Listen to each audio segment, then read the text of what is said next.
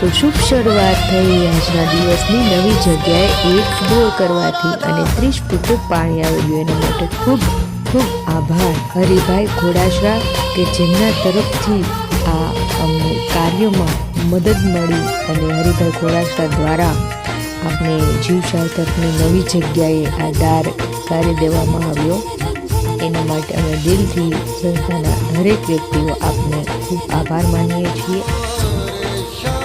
ત્યારબાદનું સુકૂનવાળું કામ એટલે પક્ષીઓ માટે ચણ નાખવું.